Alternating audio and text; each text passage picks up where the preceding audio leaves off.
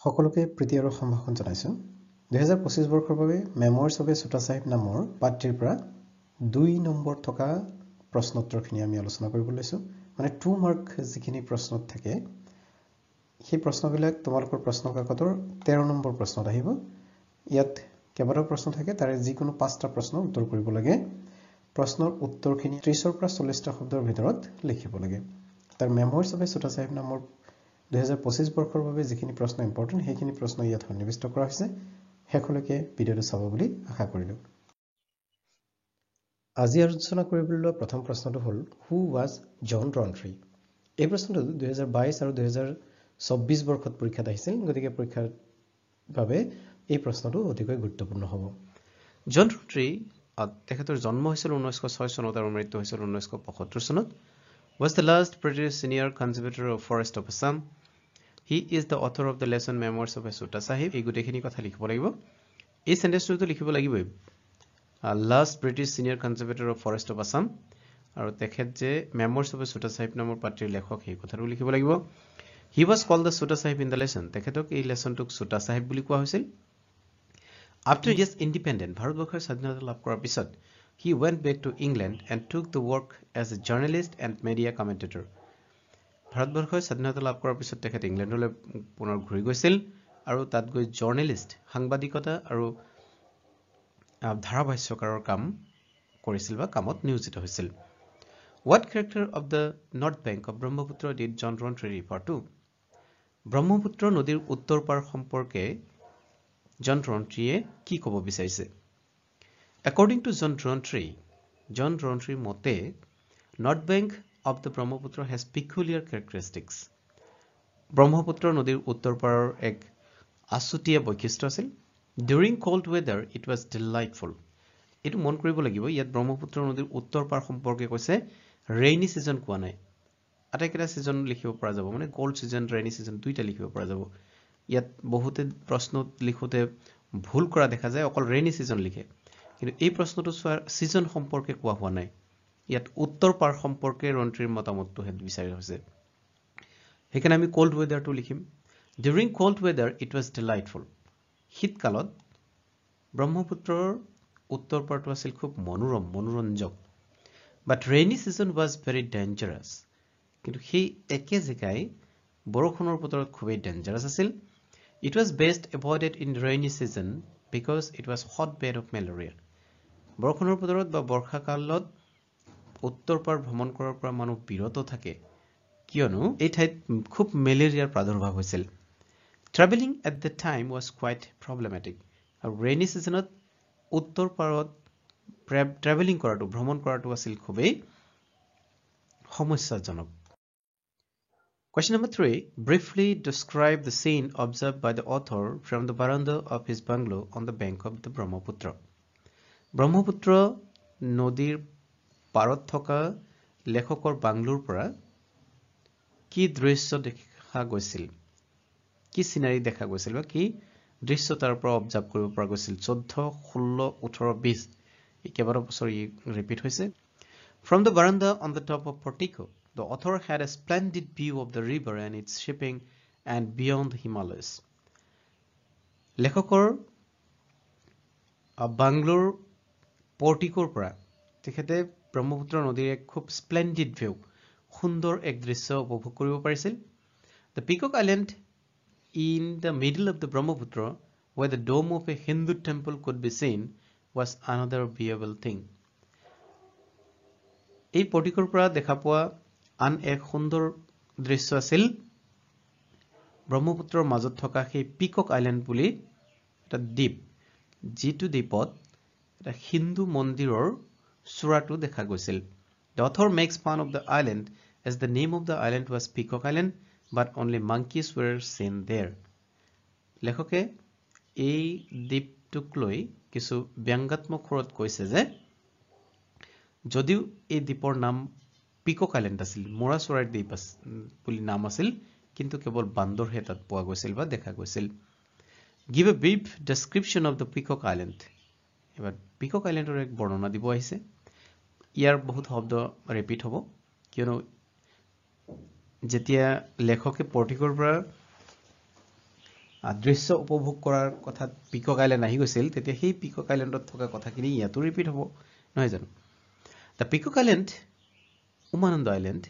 is in the middle of the Brahmaputra by Guwahati. Peacock Island যেটোক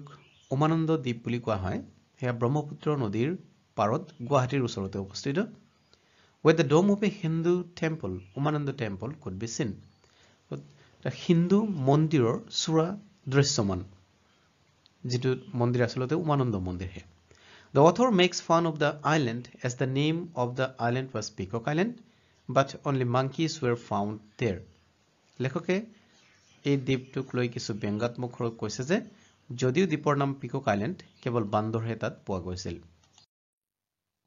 What is a marboat and how is it operated? Marboat কি বা মাৰনাও কি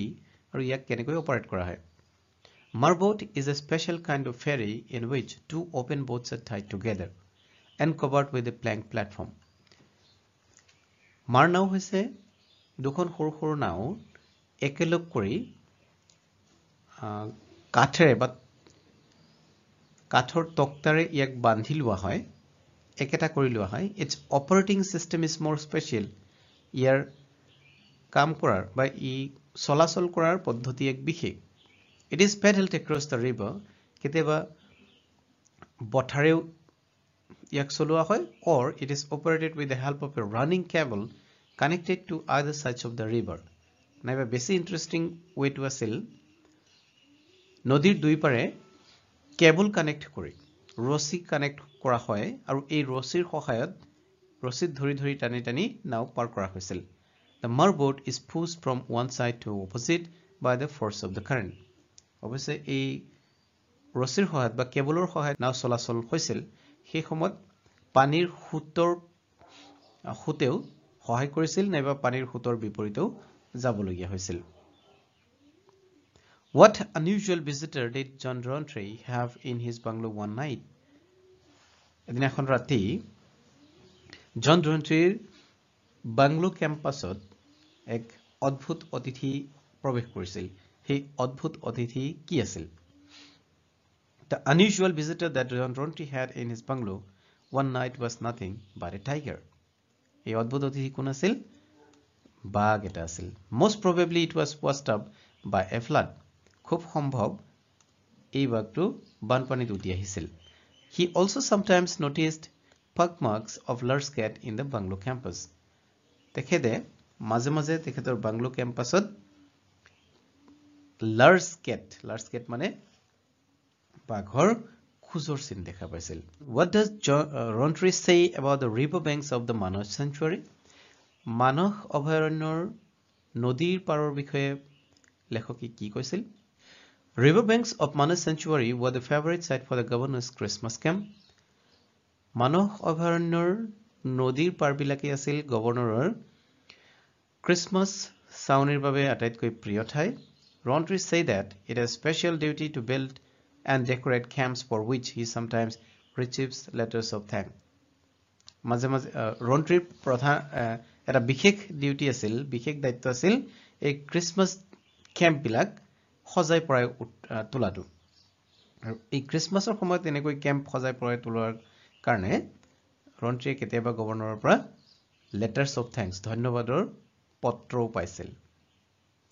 What is the belief about the dividing channel between Peacock Island and the mainland of Guwahati that the author mentions? লেখকে উল্লেখ কৰা ব্ৰহ্মপুত্ৰৰ মাজত এই Peacock Island আৰু ব্ৰহ্মপুত্ৰৰ গুৱাহাটীৰ মাজৰ এই নলাটোৰ বিষয়ে জনবিশ্বাসটো কি আছিল বুলি কৈছে What is the belief about the dividing channel between Peacock Island and the mainland of Guwahati that the author mentions? লেখকে উল্লেখ কৰা গুৱাহাটী আৰু Peacock Islandৰ মাজতে